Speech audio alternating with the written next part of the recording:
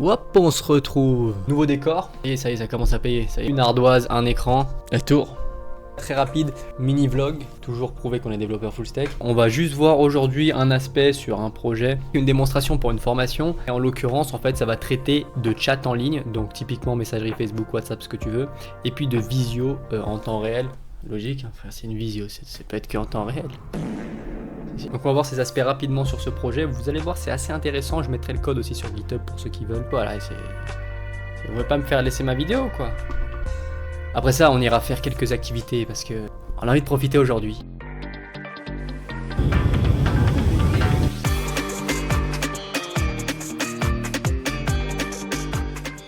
On voit rapidement ça. Viens par ici mon copain, pour la light là qui tabasse le visage.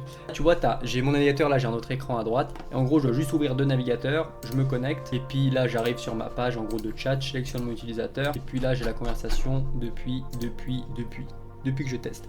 Donc c'est pareil ici. Ah là, on voit les deux. Juste avec ça, en fait, tu peux communiquer en temps réel, c'est très simple. Genre par exemple, tu dis bonjour, hello. Et pareil, ici, tu peux dire, là, il va lui répondre, comment ça va. C'est instant. Visio, c'est exactement pareil. Lui, on s'en fout, hein, les gars. Lui, c'est pas ce qui est important là. Là, c'est vraiment de prouver le concept, que le concept marche, etc. Donc, c'est surtout ça qui est important. Là, je demande un call. Il y a la petite cam là qui va s'allumer. Là, il y a une tête, c'est WAM. Lui, en fait, va recevoir le call. Monsieur, recevez le putain de call. Ça, c'est l'effet du direct. Et lui, il va recevoir le call, voilà. Parce que là, c'était... Il y a eu un problème. On s'en fout. Tu acceptes. Et quand tu acceptes, autoriser l'utilisation. Et puis là, tu as sur les deux côtés la transmission. Et puis, tu peux fermer le call ou pas. Tac, je ferme. Donc c'est assez simple en tout cas d'utilisation. Niveau UI, on s'en fout.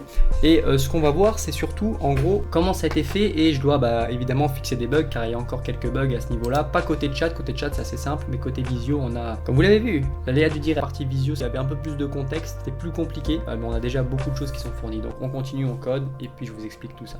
Donc premièrement, pour les deux implémentations, on va avoir besoin d'une chose qui s'appelle les WebSockets, mais pas pour la même raison. Commençons par le chat. C'est pas comme une requête HTTP. Une requête HTTP, tu vas faire un appel à ton serveur, puis ton serveur te retourne la réponse. Au revoir. Ciao. Donc les WebSockets, c'est différent.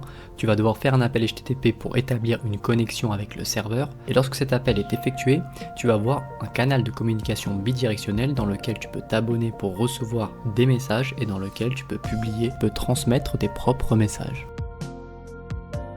Par contre, le chat visio en temps réel, c'est un peu plus compliqué que ça. On utilise les WebSockets, attention, pas pour les mêmes raisons, juste pour faire du signaling. On reverra ce terme signaling juste après, mais d'abord, qu'est-ce qu'il faut établir avant toute chose? Contrairement au chat, on doit établir une connexion la plus rapide possible et donc avec le moins de latence, et pour cela, on fait sauter le serveur entre les deux. Et donc on connecte de pair à pair ou peer-to-peer les appareils, c'est-à-dire le navigateur A avec le navigateur B directement. Premièrement, pour établir une connexion en général entre deux appareils peer-to-peer, il faut les adresses IP publiques, donc exposées par le routeur. Connexion établie, on doit également savoir, format multimédia, dans quel codec sont envoyés nos fameux fichiers. On peut utiliser un appareil Windows, Android, etc.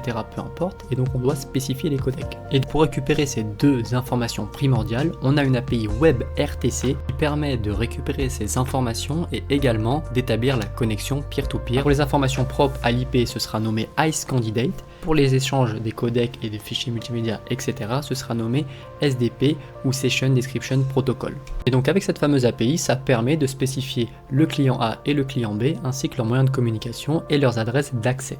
Mais le petit souci qui nous manque, je crois que tu l'as vu, c'est comment on échange entre les clients ces fameuses informations. Et là, ce sera forcément notre serveur de signaling qui va permettre d'échanger de notre client A vers notre client B avec la fameuse notion de WebSocket. Lorsque les informations seront reçues par l'un comme par l'autre, ils les mettront seulement à jour dans leur WebRTC session au sein de leur client.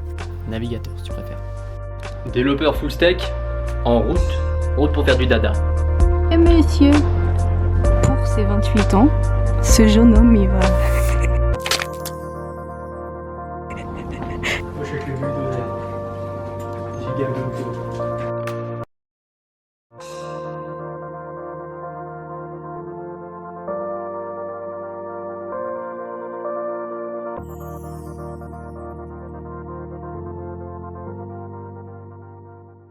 Tu veux chier ou bien?